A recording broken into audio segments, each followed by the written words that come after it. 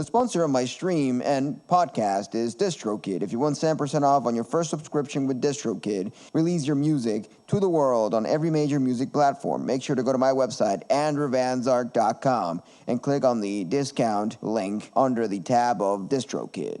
The information on this podcast is my opinion and some internet research. You don't know the power of the dark side. Welcome to Star Wars Chatter, hosted by Andrew Vanzark.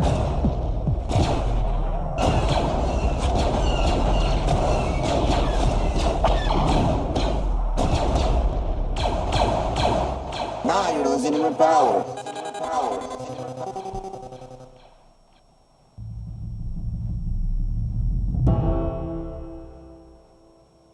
All right, hello, and welcome to the Star Wars Chatter. I'm Andrew Vanzark, and this is your safe space to discuss Star Wars and music.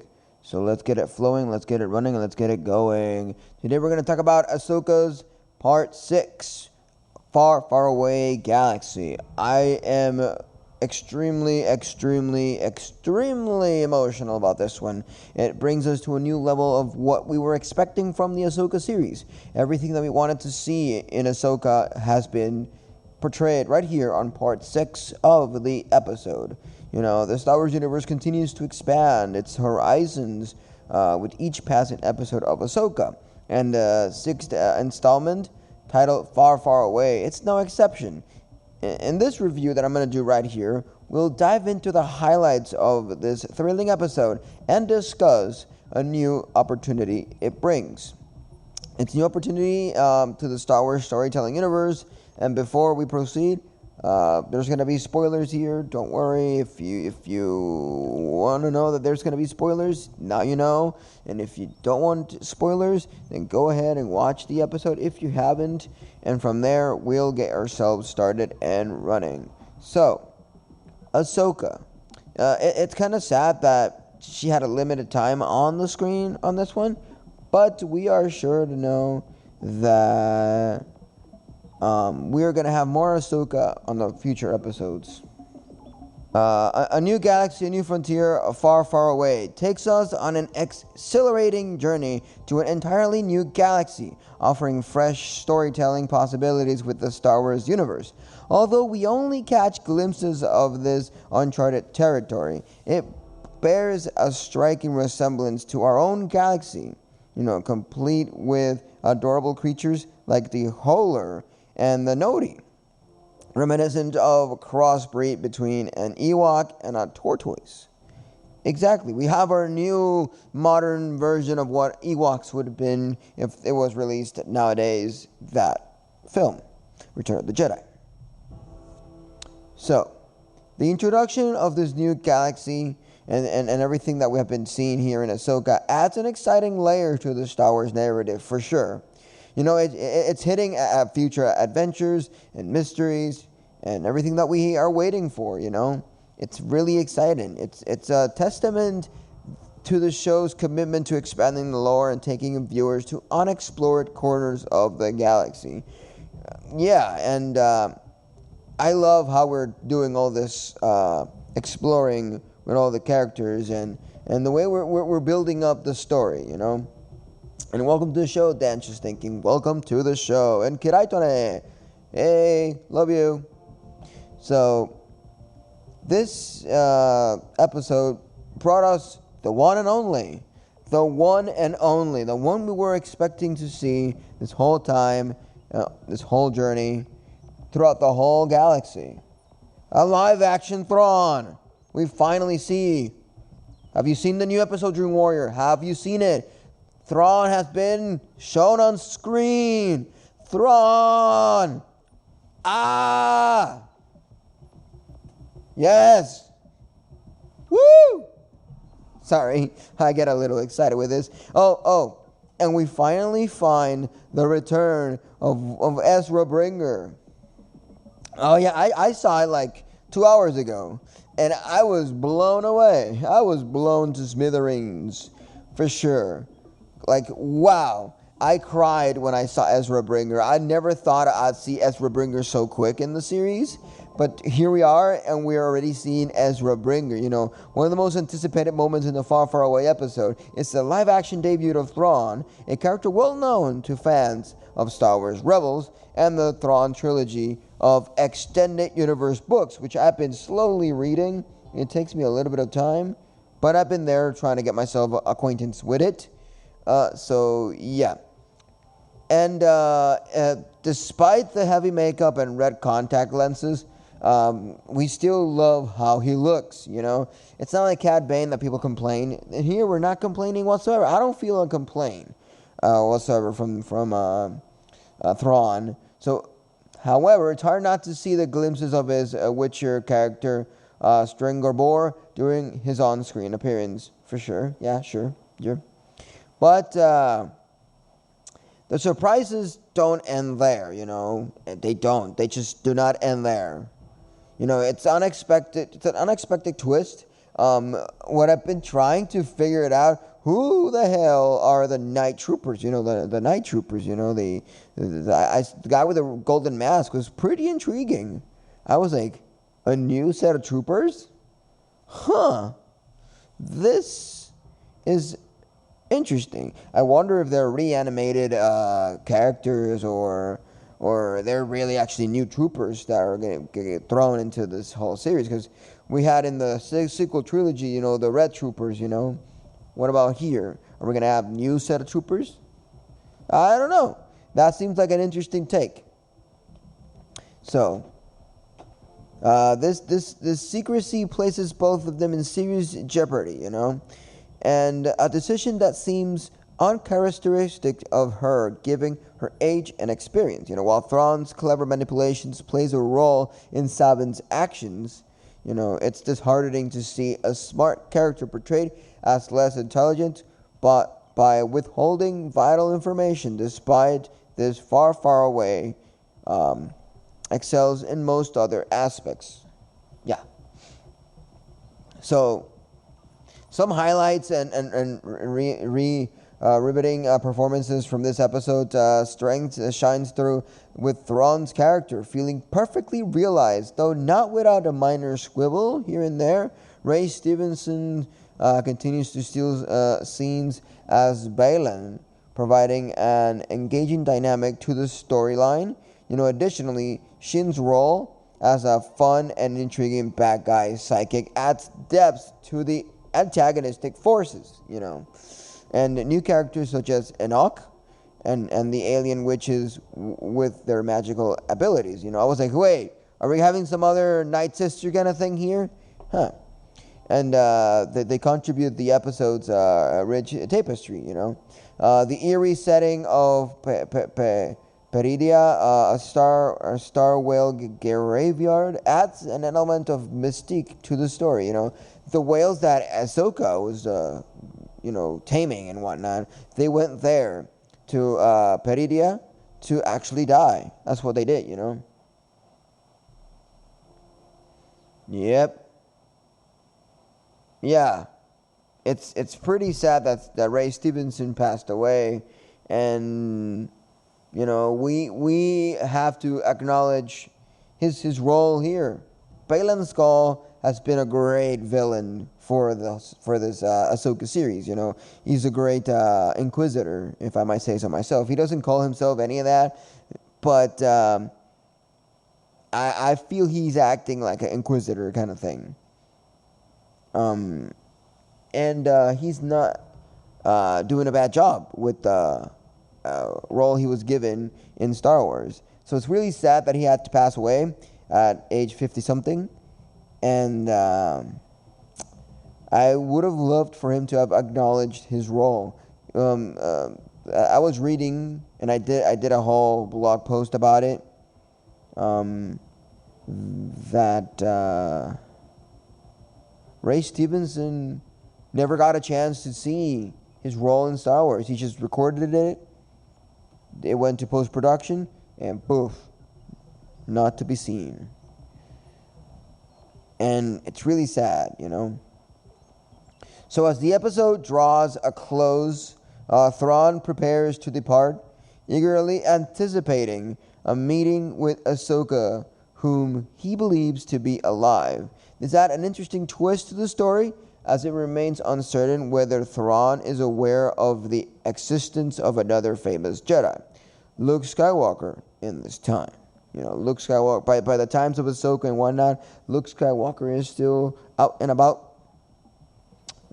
So he's still not dead, because we're not still in this era of stuff.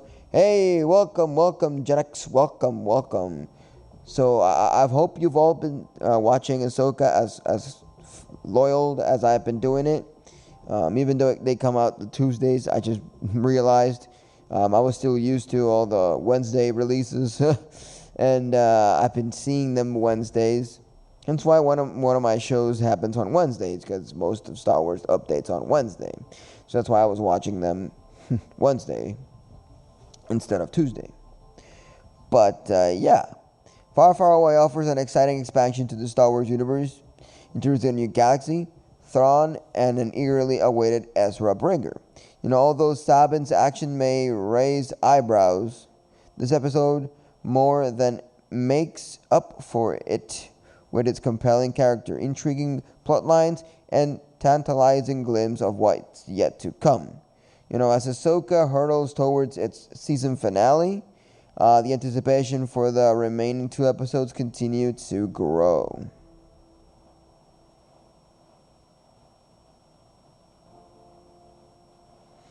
Yeah, my girlfriend, Kiraito, she told me, and it completely slipped out of my head. But now I know, and I might watch them Tuesdays, so I can, prepare a bit better for Wednesdays. But I'm still used to the Wednesday releases, because everything of Star Wars has been released on Wednesdays. It's only now when they started releasing them Tuesdays, So yeah. It's a thing, It's a thing that I need to get my track back on. Maybe on our next series after this, he will come back to the Wednesdays. But for now, I got to get used to the Tuesdays. Tuesdays at 9 p.m. So yeah, and I love all the interaction that we've been going through. But I wonder if Ezra keeps asking Sabin, "How did you find me? How did you get a hold of me?" If I don't know what we're gonna expect from her telling Ezra how the hell did she find him. It's kind of sketchy telling him. It might cause some problems. But then again, Thrawn is actually up with his nose to actually do another war. It's not Star Wars without a war. Star Wars, it's a war in the stars. It ain't Star Wars without a war happening at some shape or form.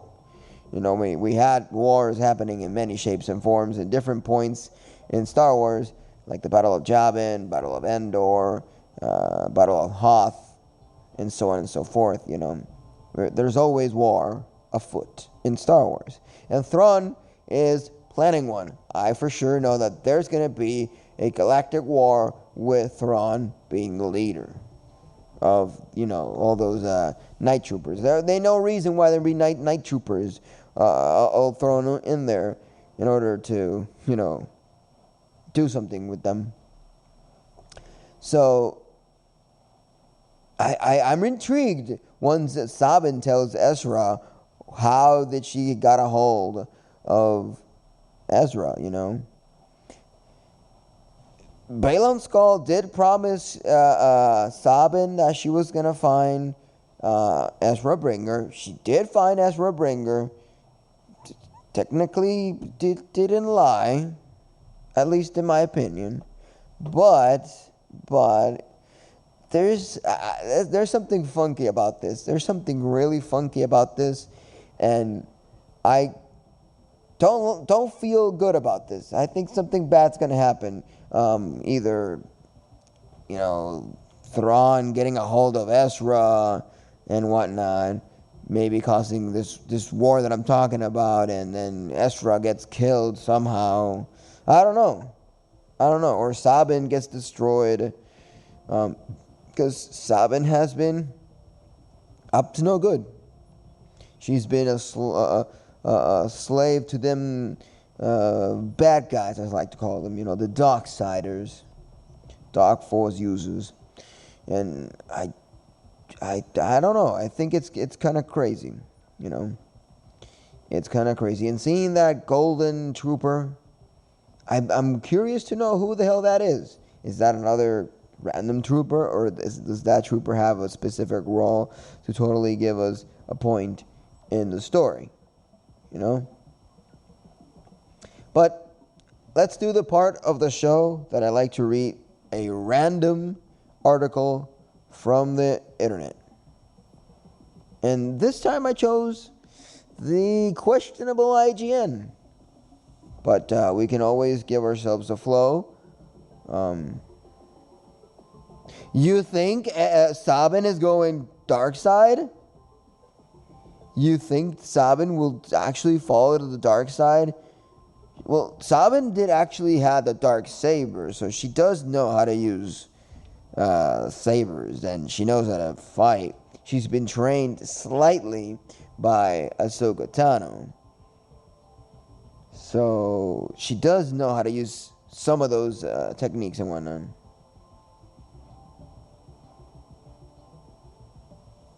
Yeah, die well. Yeah, die well. Something like that. That's how it sounds. Commander Jack. Yes, Commander Jack. This episode has lots to unveil, lots of things to talk about, lots of things to throw in there.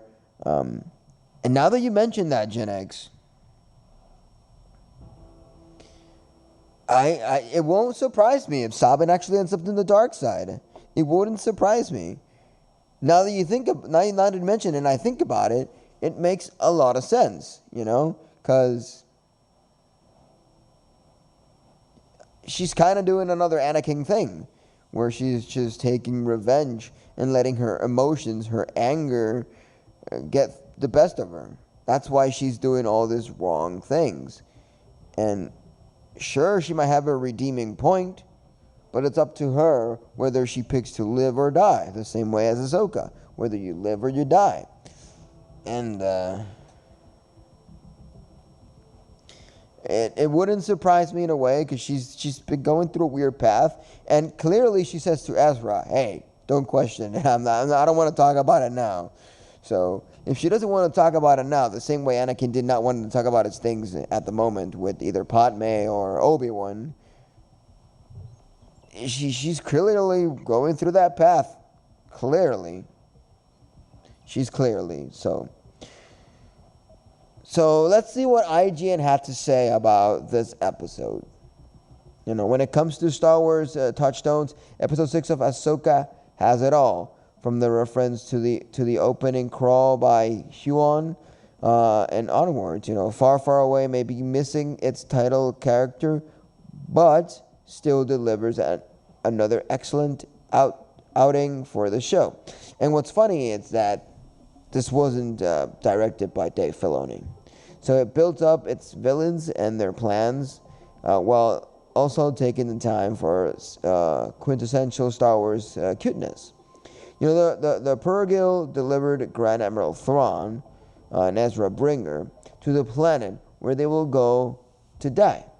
And an eerie sight where Peridia's rings are revealed to be skeletons of countless Star whales.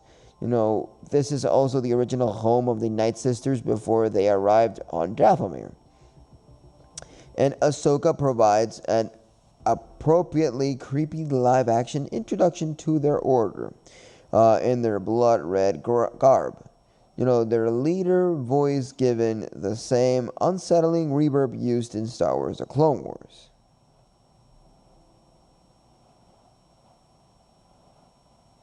Exactly. No one is safe in Star Wars. No one. If Ezra is brought back and then he gets killed, Because there's a possibility, you know. Every time someone falls into the dark side, someone gets killed. Someone. You know? Someone gets fucking killed. And second, didn't Qui-Gon last at one film?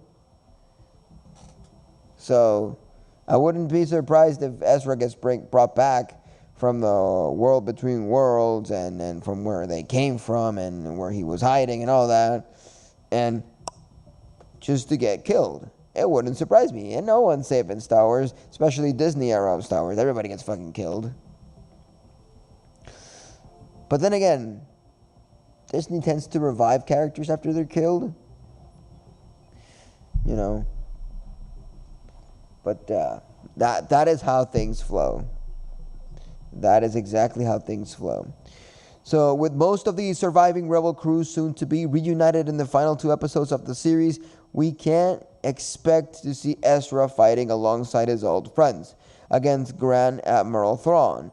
You know, and as we move towards Filoni's epic crossover film, it feels like that we'll get to see the Rebels crew as part of that fight alongside Din Djarin and the Mandalorians.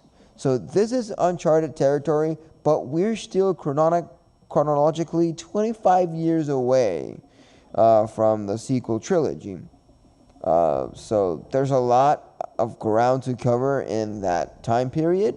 So let's continue learning more about Ezra's past, present, and future. This is something that Rosie Knight said. So this episode, based on IGN, it says that it combines aspects of Star Wars with Dune, as it leans into the drama and spectacle of space opera. You know, as shown in Count Dooku's alliance with the Night Sisters in the Clone Wars era, the Night Sisters have a lot that they can offer from Grand Admiral Thrawn. They're serving as something like Dune's Bene Gesserit, providing him with knowledge through their ability to foretell the future. They can bring him allies by communicating through dreams and also use their dark magic. In his favor, in a way, we'll presumably learn more about this probably in the next week or next episode or the future episodes or whatnot. So Thrawn knows how to make an entrance. His Imperial Star Destroyer is deeply imposing sight as it appears above the platform where Morgan Elsbeth meets with Great Mother.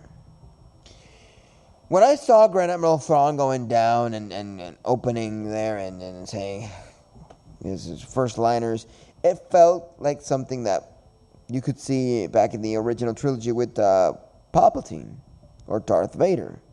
It felt reminiscent to that era of Star Wars, the Age of the Rebellion. But still, it's a powerful entrance. It's a goddamn powerful entrance. Thrawn knows how to make an entrance, for sure. For sure. And the Imperial Star Destroyer is deeply imposing sight as it appears above the platform, you know. It sure is. So this episode combines aspects that we have seen in different places, as we've been talking about. Remember, IGN is comparing it with Star Wars and with Dune, you know. So both the ship and the armor of many of these soldiers have been repaired with gold, embodying the Japanese practice of kintsugi, where broken pottery is reassembled in a way that emphasizes the damage rather than attempting to hide it. Beyond being one of the series' many nods towards the Japanese influences on the original Star Wars, it's a choice that feels deeply in line with Thrawn's understanding of the importance of aesthetics, very clear demonstrating the way that his troops have been shaped by their exile. Mickelson's voice Thrawn in episode of Star Wars Rebels, and the actor seamlessly steps back into the role of a villain who always sees the big picture. He never underestimated the rebels' crew and views Sabin as a last chance to actually kill Ezra. Yeah, Dune style for sure. And see, even IGN is thinking that they're gonna kill Ezra. So we're getting closer to this thing that probably Sabin is just a bridge to kill Ezra, because maybe Thrawn, that's all his purpose, to kill Ezra. So given the Night Sisters have previously shown the ability to temporarily reanimate their dead and are loading coffin-shaped boxes from the catacombs onto Thrawn's ship, Death Knight might not be the end of duty for Thrawn's troops. So that would certainly fit with the discussion of resurrection Thrawn has when he learns Ahsoka Tano is still alive. His insistence on learning everything he can about her classic Thrawn, and I look forward to the mind games and verbal sparring to come between the two. But Elspeth and Thrawn certainly seem to have underestimated Baylan Skoll, who gets more development this episode as he continues to be one of the highlights of the series. There's a meta commentary to this morning about the clinical nature of conflict between the Jedi and the Sith that runs throughout Star Wars, that has played out for thousands of years in story told by Huon, George Lucas, or Jon Favreau. So Skoll has fought as a general for the Jedi Order and saw how pointless this war was. But he hasn't fallen for the path of the Sith, seeking to claim temporal power as a lieutenant of Thrawn. He's out for something, and something bigger. An Asian power he believes lies on Peredia. It's interesting how Baylan Skoll is not looking for a war. He's actually looking to end the cycle. Yeah. So, Kiraitone, if you want to watch it, we can watch it after the show. I'm willing to actually turn on episode 3 with you, because that is the best of the prequels. That's the best one of the prequels. For sure the best one. The best one. Even though my favorite one is Phantom Menace. I have a fun connection to Phantom Menace. So yeah. So Baylan Skoll isn't looking for a war. He's not trying to get Thrawn to start a war. He's actually looking for Thrawn to destroy the cycle. He doesn't want to continue this cycle. The cycle, which they don't explain it that well for people that are not too into Star Wars, but the cycle is, the Force is restored, then it's destroyed, then restored, then destroyed, then all this shit happens, and then they're looking for this other Jedi, and yada yada, and the thing goes back and forth over and over. We've seen that with this Skywalker saga. We've seen that with every single character in Star Wars that has been Force sensitive. The Force gets unbalanced, and then we have to fix it, Oh yeah. I'm really fond to episode 1, just because I saw it on the movie theater. It's the one I mostly remember, and Qui-Gon was one of my favorite Jedi Knights, and I can't say no to that fight. My girlfriend even agrees with me that episode 1 has one of the best fights ever. Seeing Darth Maul fighting Qui-Gon and Obi-Wan, and then all those flips and floops, and the waiting game they do when the gates close, the electrical gates, and I simply cannot see that fight any other way. Even though I don't like that Qui-Gon got killed, it had to happen.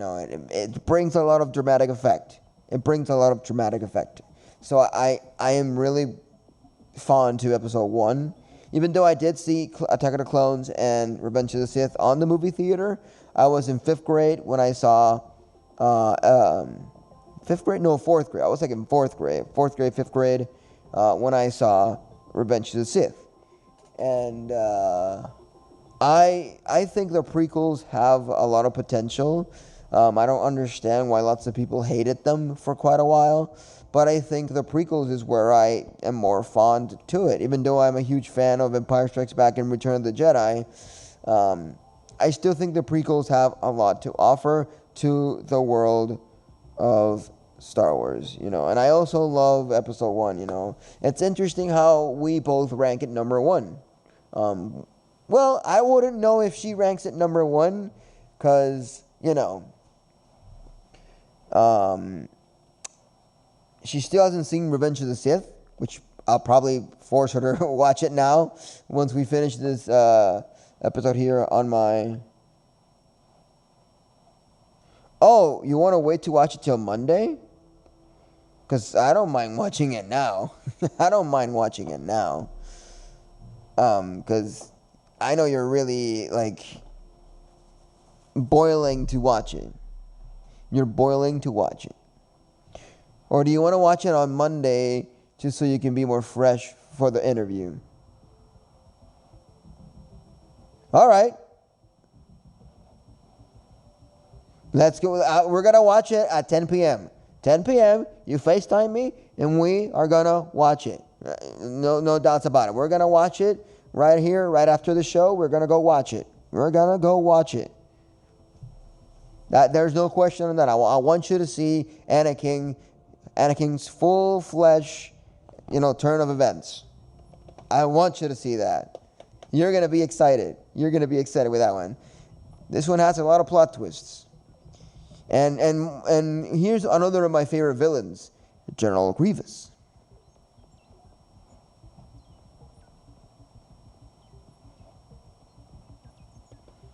Yeah.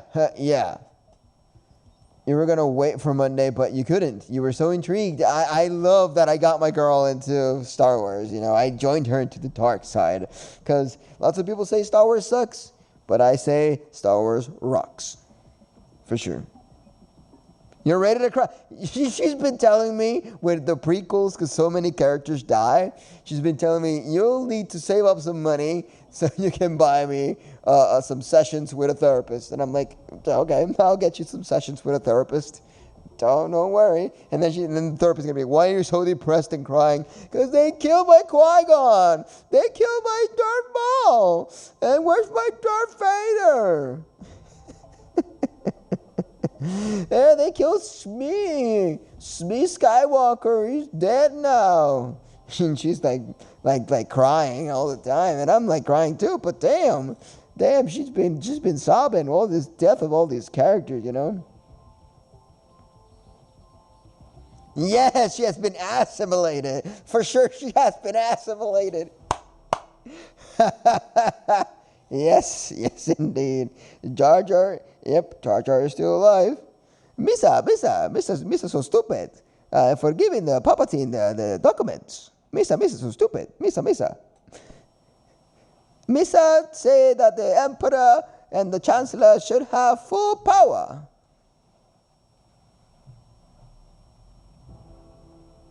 Yep, Star Trek reference for sure. That's why I was laughing. Star Trek reference for sure. Even though I haven't watched too much Star Trek, but I in the pandemic, I was actually locked to watching a lot of Star Trek, and I'm glad I didn't continue, because I was actually gonna switch from Star Wars to Star Trek. Not a good idea. Not a good idea. Oh, for sure.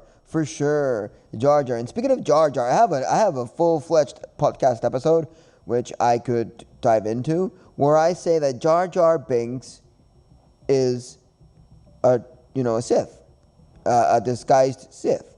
People might have used Jar Jar Binks' clumsiness and stupidity in order to get yourself running with not thinking he's from the dark side. And I have a full-fledged episode on my podcast about it.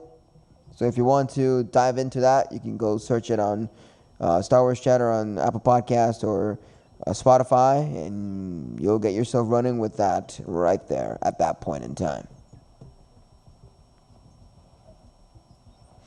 Yep, they get better as they go. You feel a little effy with episode 1, even though it's my favorite.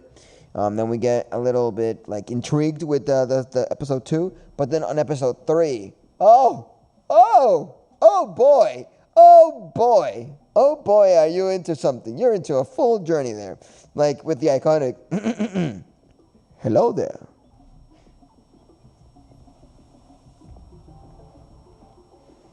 Yeah, he's funny for sure. He's funny for sure. But one thing that it's really sad about Jar Jar Binks as actor is that he almost committed suicide when he finished recording and producing for Star Wars, and the movie came out. He was so excited that he did Jar Jar Binks. Being the African American he is, he already was feeling a little bit secluded by things. And when the movie came out in 1999, lots of people started to make websites called Jar Jar Binks Should Die, Jar Jar Binks Sucks, Jar Jar Binks Whatever.com. And so many websites came out with Jar Jar Binks Should Die.com and stuff like that. And he started reading all those websites, forums, and whatnot. And he got really, really depressed and really, out of it. And he went to the New York bridge, I think it was, or the LA bridge. Don't remember. I think it's the LA bridge where he went, or the Bronx. He went to a bridge, one of those places, and he almost jumped out of that bridge and killed himself. But minutes before, he rethought everything he was going through and went back to his house.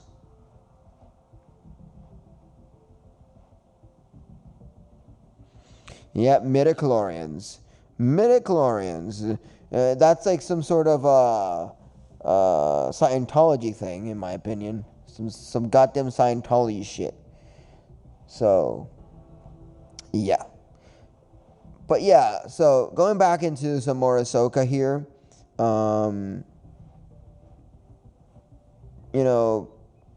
The cute aliens, the nefarious schemes, and all the villains with penchant for drama make Ahsoka's episode 6 feel like quintessential Star Wars. While Sabin and Ezra finally get their happy reunion, there's plenty of trouble brewing from the show's excellent cast of villains with their own plans for how to reshape the galaxy. And I don't know how things are going to flow from this point on, but, it's a 9 out of 10 for me, and it's a 9 out of 10 for IGN too. The film has, the episode has a lot of balance with drama and character build-up and action. It's pretty well put together. And let's read a little bit what the people are saying here. So this episode felt very George Lucas, but the good kind, reminded me of Willow in a lot of ways. You can't just see this being the future for now. Bring on a Thrawn trilogy of movies after this. I'm sure that's where this is headed, said Goro Majima, 80. So Marlon's Love Williams Gray said, you mean the original Willow? I hope. Not the one that was so bad that it got canceled and pulled off the platforms completely. Willow, Willow, Willow, will you get my pillow? Willow Disney Plus is so bad it makes me angry. I could rant about it for days and hours. Mortal said, So,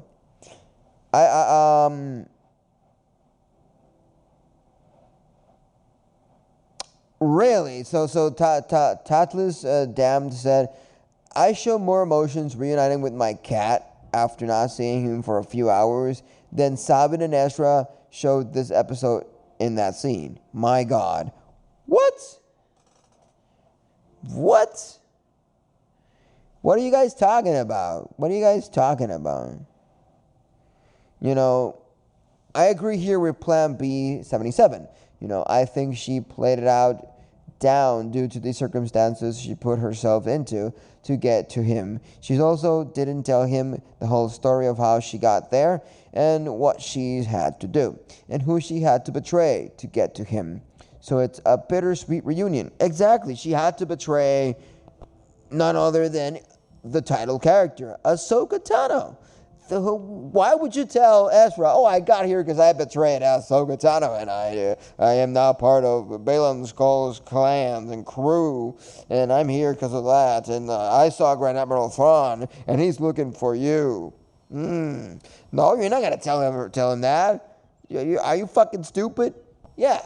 Fucking stupid's what you are if you would tell Ezra why you got there and how you got there. I wouldn't tell Ezra, not even if my life depended on it, you know. I would probably tell Ezra a little bit later, when things are more calm, when Ezra finds out by himself.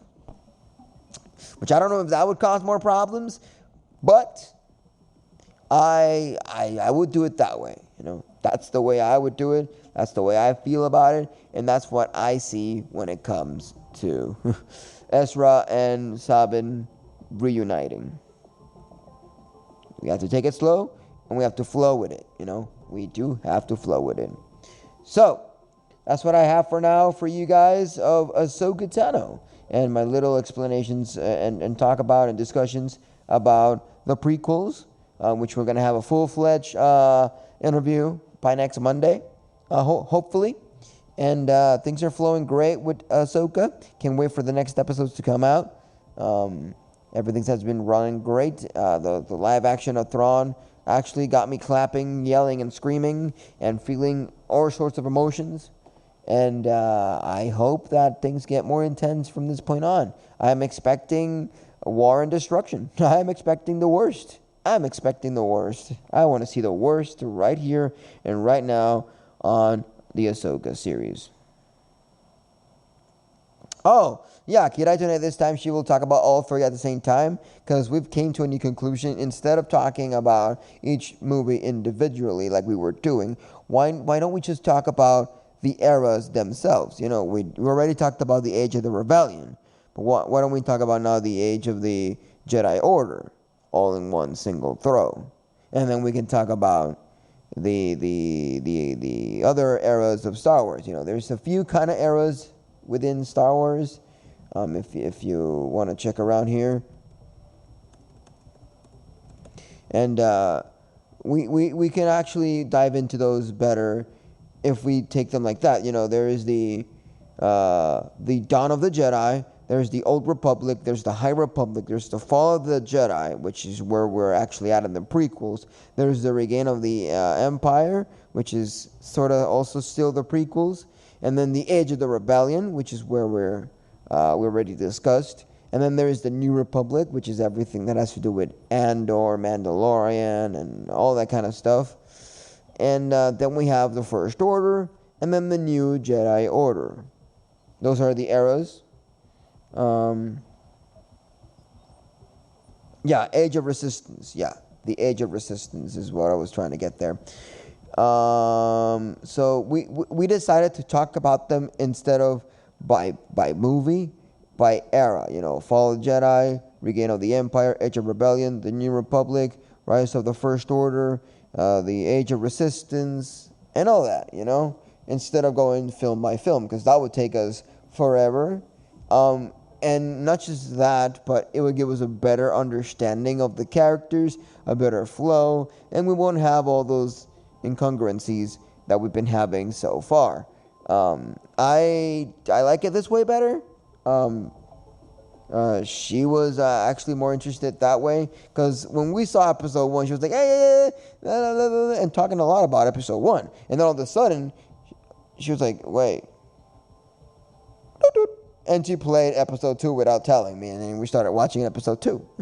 And I was like, oh, wait, whoa, are you really interested? Oh, I'm so into this, I can't stop. And I'm like, oh, yeah, that's what I'm talking about. And what's great is that we were having a normal conversation while she was driving back to her house. And guess what she did? She threw me a few Star Wars liners to like either make a joke out of something, or to like, while she was advising me about something, she even used Yoda quotes to advise me. And I'm like, whoa, whoa, hold your horses. Hold your horses. Hold your horses.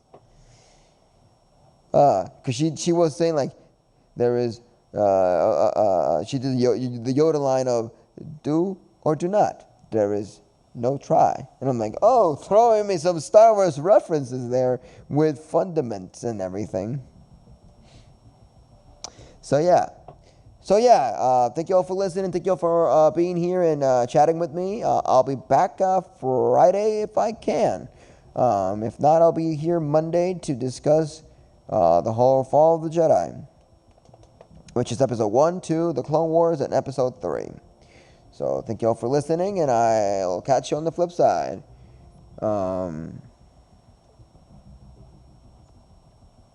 Yep, there for sure is a quote for everything in Star Wars, for sure. So, may the Force be with you, and I'll catch you on the flip side. Adios, amigos. The Force is with you, young Skywalker. But you are not a Jedi yet.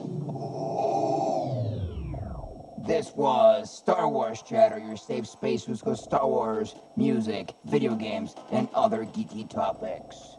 Listen on AMP, the Amazon Radio app, and get yourself started by listening to my music on every major music platform under Andrew Van Zark. But if you want to have more information, go to my website, www.andrewvanzark.com, where you can find all my social medias, music, and everything else all in one page. Trust in the Force, no lights beating, and buckle up. Now you're listening with power. Power to the music, and may the Force be with you.